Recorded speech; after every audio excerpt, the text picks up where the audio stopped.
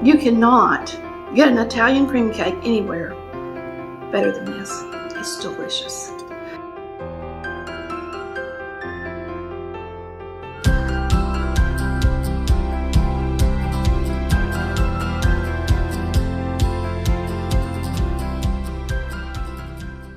Hey y'all, it's Tammy with Collard Valley Cooks. Today we're making one of our very favorites and a lot of my family and friends' favorites. That's my Italian cream cake. Super simple, so delicious. You're gonna love it.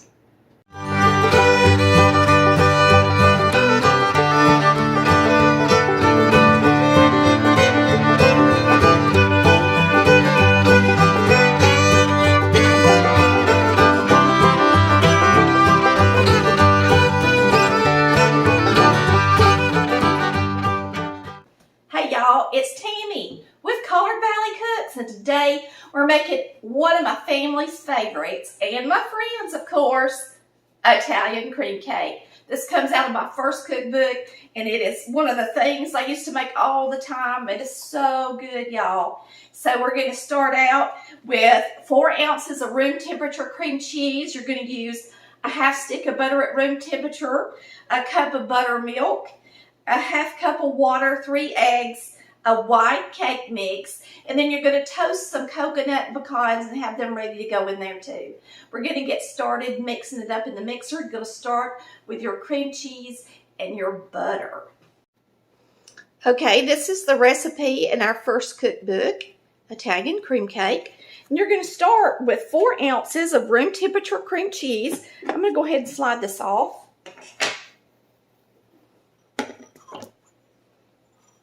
And a half stick of room temperature butter, and you're going to cream these two together. Some of you have mentioned about my mixer, and I do have paddles that have the rubber on them that keeps you from having to scrape the sides. I just do not use them. We're going to turn it on and start mixing it up until it's fluffy. Now I'm going to add my eggs. I'm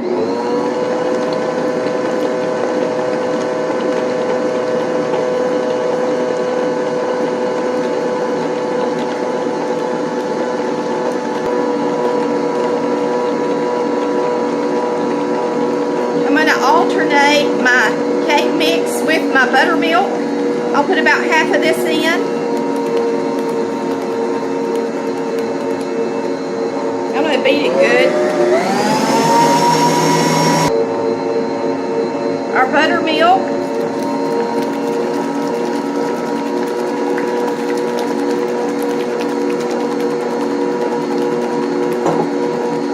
The rest of our cake mix. And the half cup of warm water.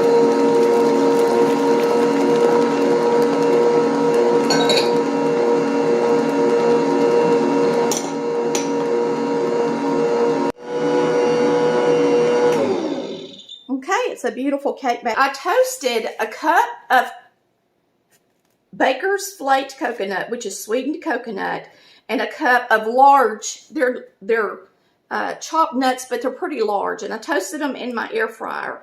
And if you want to know how to do that, just look in the description post at the instructions. But we're going to be using this on the top of the cake after we ice it. And we're also going to put a cup of this in our cake layer. So we're going to go ahead and add a cup of these toasted pecans and coconut.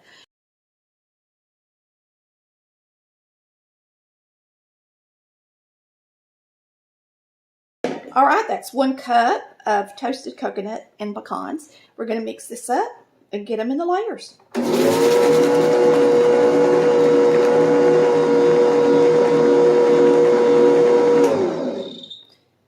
All right, we're going to talk about a couple of really important things. When you toast your pecans and your coconut, whether you do it on the stovetop in a skillet and turn it continuously until it's nice and toasty, you can put it in the oven at 350 degrees, but you still have to move it around the pan because it's going to get darker around the edges, okay? So you have to turn it in the baking sheet or even in your air fryer. If you want to use an air fryer, you can do it, but make sure you don't have tiny little pieces of pecans or they'll just drop down into the bottom. And you will be putting it on 270 degrees, and you're going to actually take a spoon and mix it up every couple of minutes until it's a beautiful golden color. One more thing, make sure you use a white cake mix because yellow cake mix has a very strong distinctive flavor and it will not taste as good and delicious and taste more like a homemade cake if you use the yellow. Do not use yellow in any of my cakes, whether it's the red velvet, the Italian cream, the strawberry. Make sure you grab that white cake mix, please. Okay, now we're going to spray our pans with some Baker's Joy and we're going to get these in the oven. I like to use 3 8-inch layers because it makes a tall cake, and that's just what I like to do. It's not going to take as long to bake mine as it will yours if you just use 2 layers. So make sure you keep that in mind and bake these at 350 degrees until they're done, until a toothpick comes out clean. Start checking them in about 25 minutes. My friend, Baker's Joy. And remember, if you like anything that you see, you can get it on our website at www.collardvalleycooks.com. That keeps me from having to answer a lot of questions, y'all. Alrighty, we're gonna get these in the oven, and boy, this is so good with that toasted coconut and those pecans. You can't get a better cake later, I promise.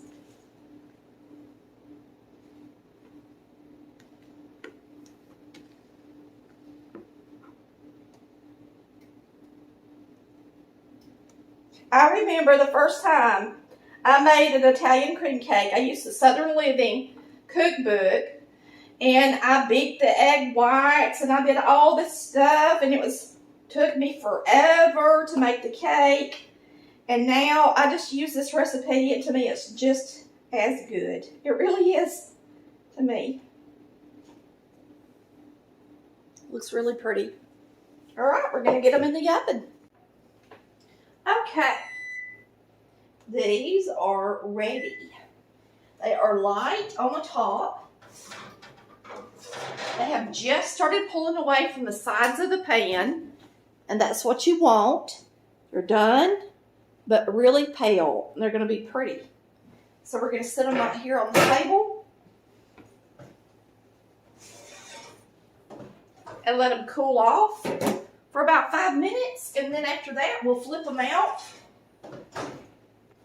Now, since it's a cake mix, you can actually go ahead and flip them out. It's not going to hurt anything. So I'm going to go ahead and do that and let them start cooling down. And that way they won't get any darker on the bottom. It's another good thing about using the cake mix. You can flip them out fast. Go ahead and have that parchment cut and ready. It doesn't take a whole lot for me to get worn out, so I do things in moderation. It's just better that way when you have fibromyalgia and a few things like I do. It doesn't mean you can't get it done. It just means it takes you a little bit longer. So if you're like me, get up off that couch, make your layers one day, wrap them up in some wrap, and then ice it the next day. Take it easy. Just put it in the refrigerator or in the freezer. Better yet, put it in the freezer. And that way it'll be easy to ice. All right, y'all, it's time to make the icing, and we're going to be using 4.5 cups of powdered sugar. I did sift it because it was kind of lumpy. And then we've got a stick of room temperature butter, an 8-ounce package of cream cheese. We're going to be using a little bit of cream. We've got our toasted coconut and pecans, a tip ready to make the cake pretty, and we are ready to roll. So we're going to start off in the mixer with the cream cheese and the butter, and we're going to mix them until they're nice and fluffy.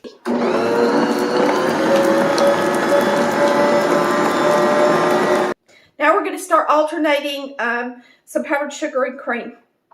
And that's all we need. I'm going to put just a little bit of vanilla in it too.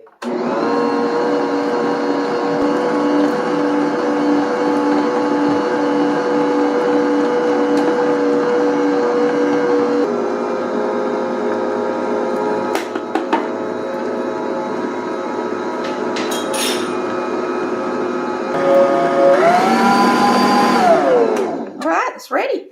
All right, we've got a bag here. We're going to put a border around the top of the cake when we're done. And here's our layers. We're going to get started icing them.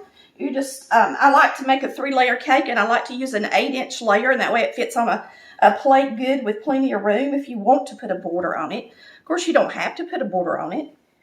This cake is really soft, and so I need to use my spatula, not this.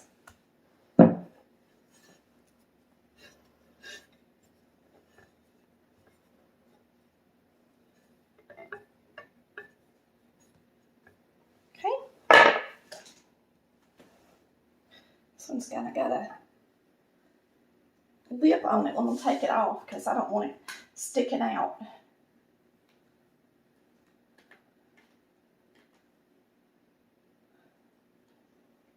So all I did is take the little edge off so that it wouldn't be sticking out. Of course, we're probably going to cover it with pecans anyway, so it probably don't even matter, but I'm going to go ahead and clean this one up too because it made my hands sticky. Okay, if you freeze your layers, there's 2 good things about it. 1, it makes the layers moister, and 2, it's easier to ice. So it's always good to throw them in the freezer, and of course you wrap them up first.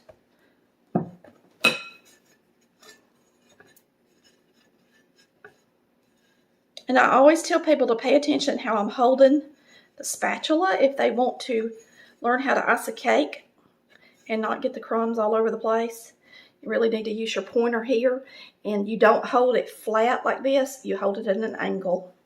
I'm going to get these crumbs off the side before I ice the sides so that they don't get stuck up in there. Okay, our last layer is going on the top. And cake mixes don't have a lot of cake in them anymore. And that's one reason I like to do 3 layers too. It's because they really don't get very tall. And if you use 9-inch layers, use 2 layers because it just wouldn't be very pretty if they were much thinner than what I've got. If you're making one of my homemade cakes, they actually have a lot more cake batter. So you could use 3 9s and it still look pretty good. All right, to ice a cake, so you take your icing, put it on the top of the cake. You take your spatula and hold it like I was telling you, and you push it to the side. You grab it, and then you spread it. And this keeps the crumbs from getting in the icing.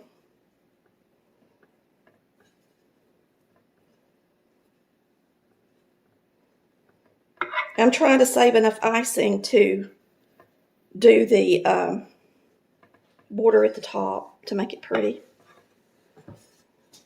I think I can have it a little bit more.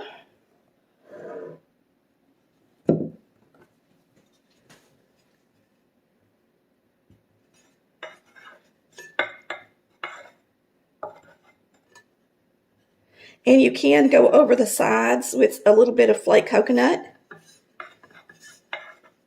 as well.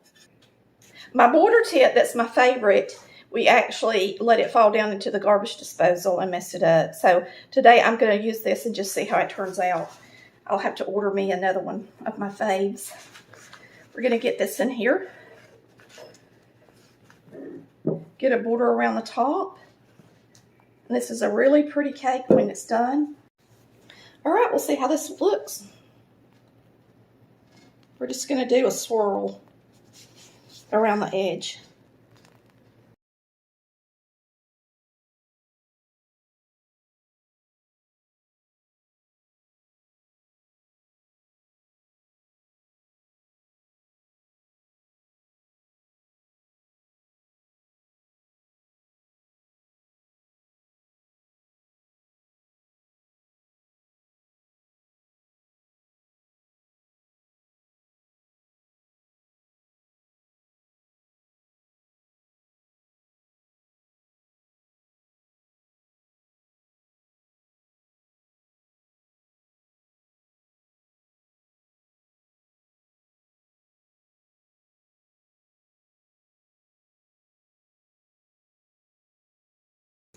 So you put that in the middle, and then I'm going to pick up the cake and put this coconut around the edges. And the easiest way to do it is to pick up the cake. I see a lot of people put stuff on the sides of cakes, and they try to keep it on the stand. And this is the easiest way to do it right here. Just pick it up, break it back into your container.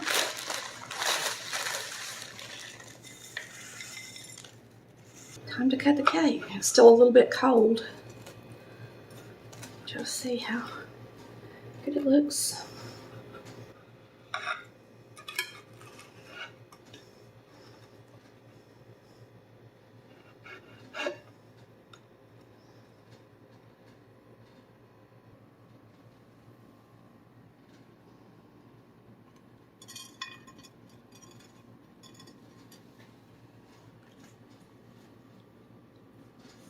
Super moist.